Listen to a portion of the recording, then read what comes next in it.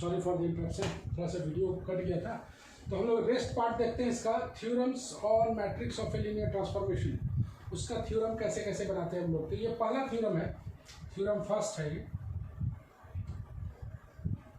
Theorem first. इसमें हम लोग देखते हैं इसका statement, let U be the n dimensional vector space over the field F. U दिया हुआ है n डायमेंशनल, ये जनरल फॉर्म देख रहे हैं। इससे पहले हम लोग पार्टिकुलर फॉर्म देखे थे जिसमें matrix T with respect to the basis B और B डैश देख रहे थे हम लोग। तो उसमें जो है ना उसी का ये जनरल पार्ट है। भी उसमें मिल रहा था हम लोग को n क्रॉस n मिल रहा था, याद होगा। इसमें m क्रॉस n मिलेगा जो पूरी लास्ट में दिखाई देगा। Let V be the n dimensional vector space, n dimensional vector space over the field है, मतलब U be the n dimensional vector space, V be the n dimensional vector space. उसमें था U टू U, मतलब V बराबर U put करके B बराबर B dash put करके उसको हम लोग निकाल सकते थे।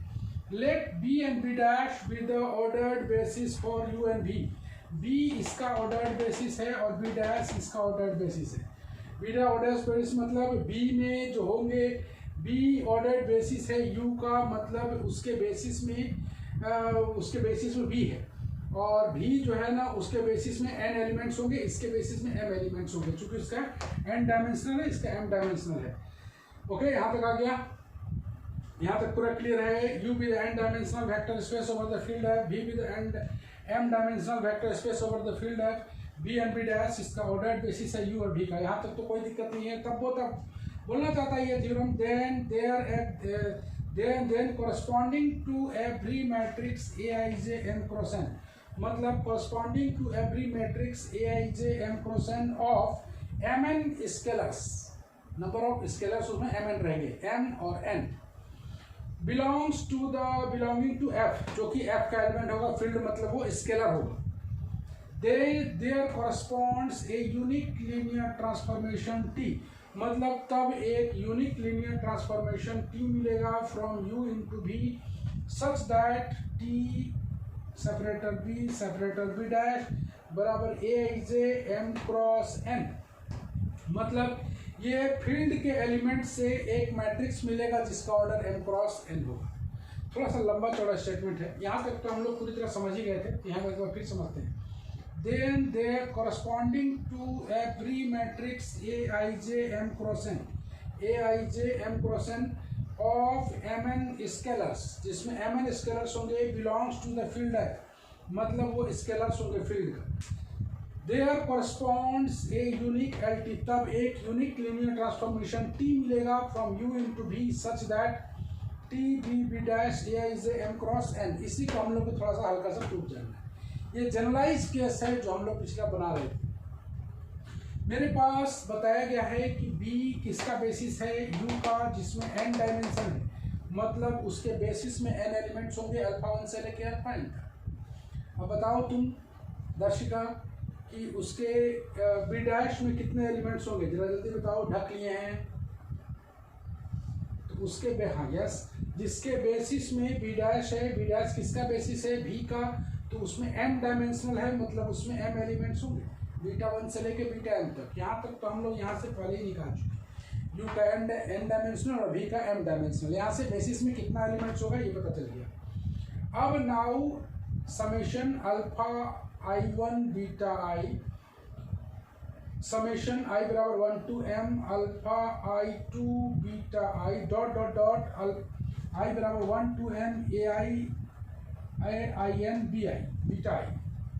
यहाँ पर देखो I1, यहाँ पर I2, यहाँ पर I3, इससे कहा, इसमें एक लीनियर कॉम्बिनेशन का रूप है, मतलब इसमें कैसा होगा बताओ। इसमें होगा अल्फा 1 बीटा 1 अल्फा 2 बीटा 1, इस तरह से जाएगा इसमें प्लस करके। तो are the vectors belonging to V, ये वेक्टर किसका बिलोंग करेगा, V का, चूंकि ये क्या है, लीनियर कॉम्बिनेशन है।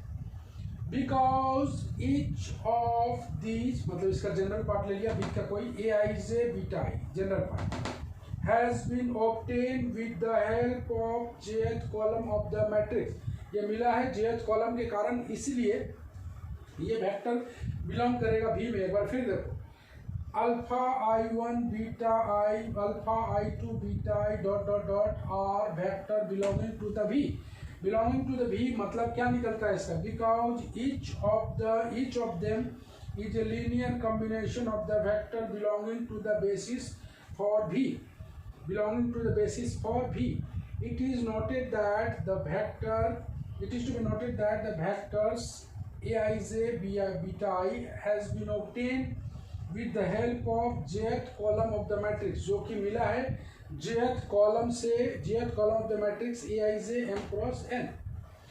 Since B is the basis for U, there exists a unique linear transformation. पक्का है, थ्योरम सही है.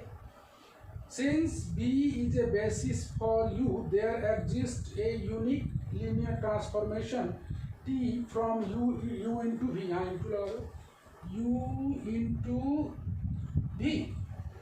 यूनिक मिलेगा चूंकि B बेसिस है किसका? U का. Such that T alpha J बराबर Aij बीटा I. पहले ही बताया तो उसमें भी हम लोग T अल्फा J को लीनियर कॉम्बिनेशन में उसका बना रहे थे हम लोग. तो T अल्फा J बराबर I बराबर 1 to m Aij beta I, where J बराबर वैल्यू पुट करते जाओ I 1 2 से लेके n तक. तब हम लोग definition of the matrix of the linear transformation के साथ जानते हैं कि हम लोग पाएंगे T such that beta B separator B dash बराबर Aij m क्रॉस n. यहाँ पर देख रहे हो कि U और V दो है. अगर इसका हम लोग जो पिछला निकाल रहे थे TB, इसी को हम लोग बोल रहे थे, इसी का हम लोग जब बनाएंगे उसका पर्टिकुलर केस, तो B बराबर B डैश आ जाएगा और उसमें जो आएगा V के स्थान पर हम लोग ले लेंगे U.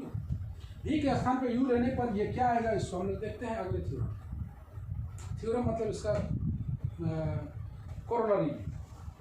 उम्मीद करते हैं समझ में आया होगा. छोटा सा पहला थ्योरम था, ये इंपॉर्टेंट ही है, देख लो अच्छा से.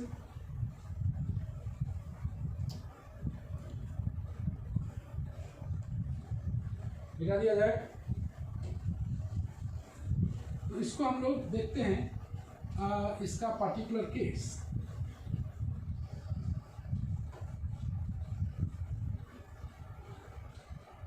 इसका पर्टिकुलर केस में हम लोग थोड़ा सा देख लेते हैं.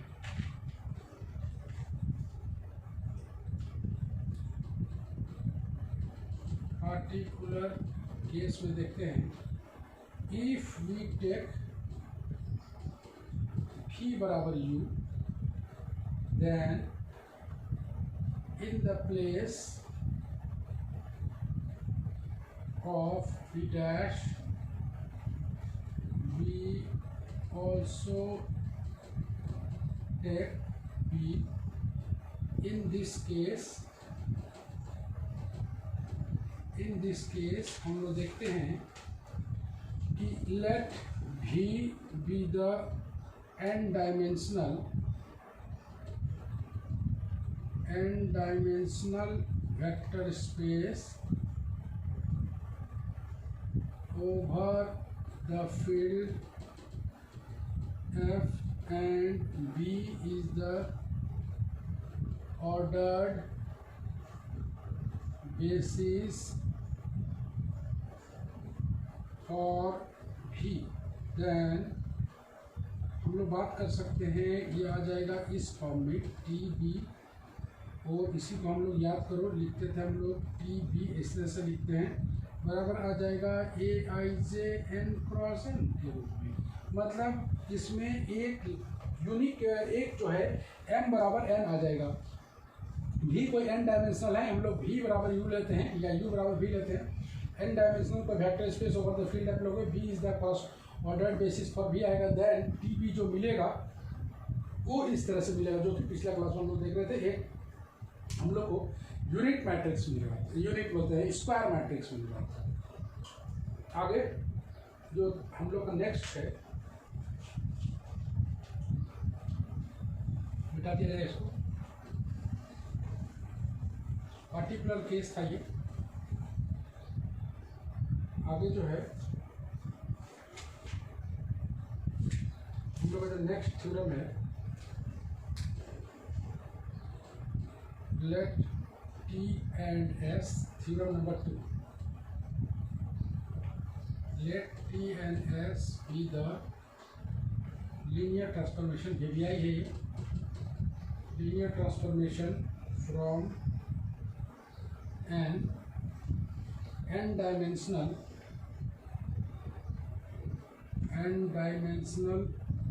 vector space U into m-dimensional vector space V, and let B and B dash be the ordered basis for U and V, then पहला T plus S separator B dash बराबर आ जाएगा T B dash plus S separator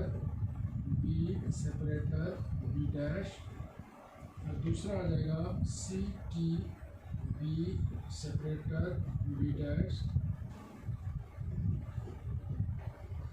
बराबर आ जाएगा C, बाहर आ जाएगा T separator B dash। चलो शुरू करते हैं। T और S कोई लीनियर ट्रांसफॉर्मेशन है from an n-dimensional vector space U into m-dimensional vector space B, दोनों ही T और S दो लीनियर ट्रांसफॉर्मेशन है from an n-dimensional vector space U into m-dimensional vector space B। B और B dash be the ordered basis for U and V। B और B dash ordered basis है U और V का। then बोलता है कि T plus S B separator B dash को आप ऐसे करके सेपरेट कर सकते हो, और यहाँ पर CT अगर रहेगा जहाँ पर C स्केलर है, where C is स्केलर, तब हम लोग इसको C को बाहर निकाल सकते हैं। तो हम लोग प्रूफ में जो आएगा इसका, लेट B बराबर हम लोग ले लेते हैं अल्फा 1 अल्फा 2 से लेके अल्फा n तक, एंड B डैश बराबर ले लेते हैं बीटा 1 बीटा 2 से लेके बीटा m तक। है तुम जान रहे हो T एन एस, T जो है n डायमेंशनल है जिसका बेसिस कितना है B, तो B में n एलिमेंट्स होंगे, B डैश में m एलिमेंट्स होंगे। हम लोग आगे बढ़ते हैं। Late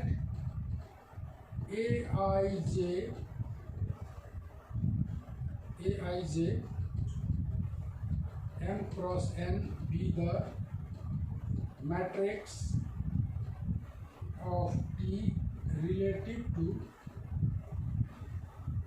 B and B dash, चूँकि m cross n है तो यहाँ पर B और B dash होगा। देन हम लोग जानते हैं कि T अल्फा j को हम लोग लिख सकते हैं I बराबर 1 to m Aij beta I j बराबर 1 2 से लेके n तक। ओके, हम लोग पहले ही जानते हैं इसको लीनियर कॉम्बिनेशन के रूप में लिख सकते हैं। Also let Bij m cross n be the matrix of S relative to B and B dash। Then T alpha j लिखे थे तो यहाँ पर S अल्फा j लिखना पड़ेगा, जो कि आएगा I बराबर 1 to m Bij beta I j बराबर 1 2 से लेके n तक। चलो देख लेते हैं। T और S दो लीनियर ट्रांसफॉर्मेशन है, तो उसके बेसिस में तुम जान रहे हो कि n एलिमेंट्स और m एलिमेंट्स रिस्पेक्टिवली होंगे, एक B और B डैश, एक उसका करस्पॉन्डिंग एक मैट्रिक्स मिलेगा Aij m cross n with the matrix of T relative to B and B dash। तब T अल्फा j को हम लोग एक्सप्रेस कर पाएंगे Aij बीटा I के रूप में, जो पहले भी हम लोग देखे थे, जहाँ पर j बराबर 1 to n। S भी दिया हुआ है लीनियर ट्रांसफॉर्मेशन, तो S दिया हुआ है तो there exist a matrix Bij m cross n with the matrix of S relative to B and B dash। तो जिस तरह से T अल्फा j मिला था उसी तरह से S अल्फा j मिलेगा। S अल्फा j मिलने के बाद दोनों को हम लोग जोड़ें, मिटा देते हैं, जगह की कमी है।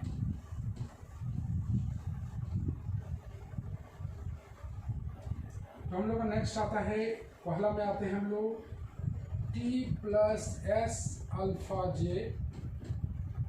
बराबर टी अल्फा जे प्लस एस अल्फा जे, दोनों का वैल्यू पुट कर देते हैं हम लोग। आई बराबर 1 to m A I J beta I plus I बराबर 1 to m, इसका वैल्यू पुट कर देते हैं हम लोग बी आई जे बीटा आई, और समीशन को अंदर में जोड़ सकते हैं हम लोग A I J plus B I J beta आई।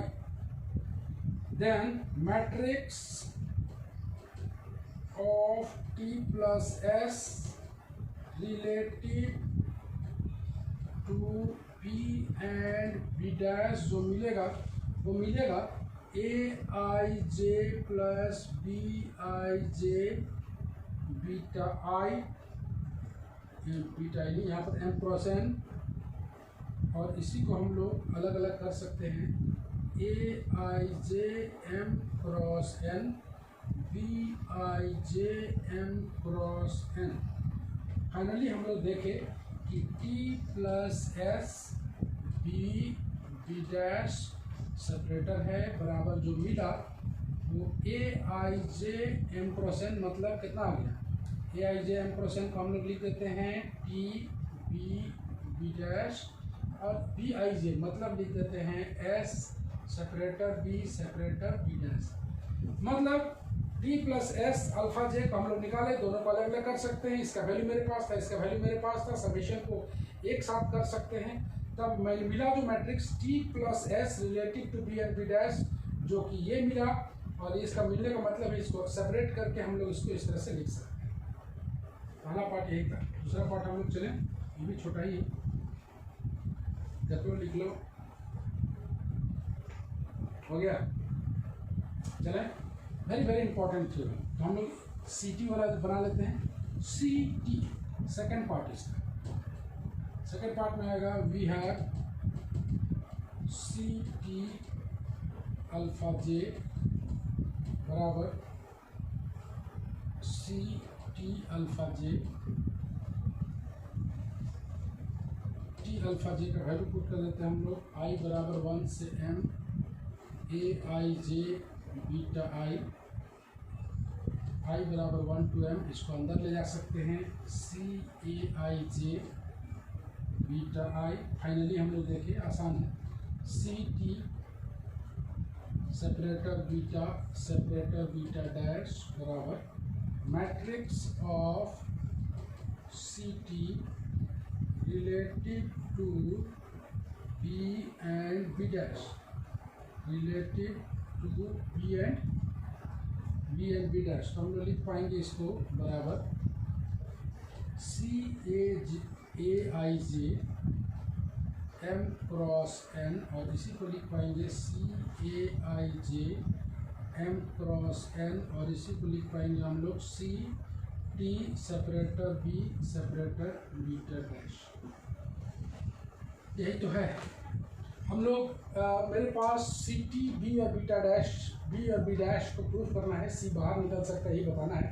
तो ओबियसली इसको हम लोग मैट्रिक्स फॉर्म में लिखते हैं, तो मैट्रिक्स हम लोग बाहर निकाल सकते हैं। सी टी अल्फा जे का वैल्यू, मतलब सी टी अल्फा जे का वैल्यू मेरे पास था ए आई जे बी आई, तो इसका वैल्यू पुट करने के बाद हम लोग C T B B dash को लिख सकते हैं matrix of C T relative to B and B dash, C A J M cross N, वो मैट्रिक्स फॉर्म में आ गया। मैट्रिक्स में सी को बाहर निकाल सकते हैं, इसी को हम लोग बोल सकते हैं T B and B dash. यही था जो थ्योरम जिसमें टी और एस लीनियर ट्रांसफॉर्मेशन था, M dimensional vector space U, M dimensional vector space V में बी और बी डैश उसका ऑर्डर बेसिस था यू एंड बी, तब ये प्रूफ करना था। तो हम लोग एक वैल्यू निकाल लिए थे, किसका तो टी अल्फा जे और एस अल्फा जे का वैल्यू निकाल के और उसे मैट्रिक्स के रूप में हम लोग लिख दिया।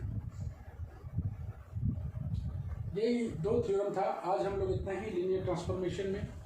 जैसा कि तुम देख रहे हो, तुम लोग घबराओ नहीं, विश्वस्त सूत्रों से पता चला है कि तुम लोग का एग्ज़ाम, किसी का एग्ज़ाम हो ना हो, तुम लोग का एग्ज़ाम ज़रूर होगा। और जैसा कि सुनने में आया है कि जब भी एग्ज़ाम हो, मोस्ट प्रॉब्ली मान के चलो कि जून आखिर में या जुलाई फर्स्ट वीक में तुम लोग का एग्ज़ाम का बात चल रहा है, तो उम्मीद करते हैं कि एग्ज़ाम हो, और एग्ज़ाम के पहले मात्र 10 दिन का समय मिलेगा। तो 10 दिन में हम लोग क्या क्या कर पाएंगे, तुम लोग सोचो। 10 दिन में तुम लोग को 5 दिन 6 दिन ज़्यादा से ज़्यादा पढ़ाई होगा, तो हम लोग एक किताब से ज़्यादा ख़त्म नहीं कर पाएंगे। इसलिए लीनियर अलजेब्रा को हम लोग को इसी तरह से ख़त्म करना है। अभी मेरे पास मई और जून 2 कंप्लीट महीने हैं, तो हम लोग कोशिश करेंगे कि मई तक हम लोग लीनियर अलजेब्रा को ख़त्म करके और हम लोग ग्राफ थ्योरी को स्टार्ट कर पाएंगे थोड़ा सा। तो हम लोग जल्द से जल्द शुरू किया जाए। Okay, bye bye.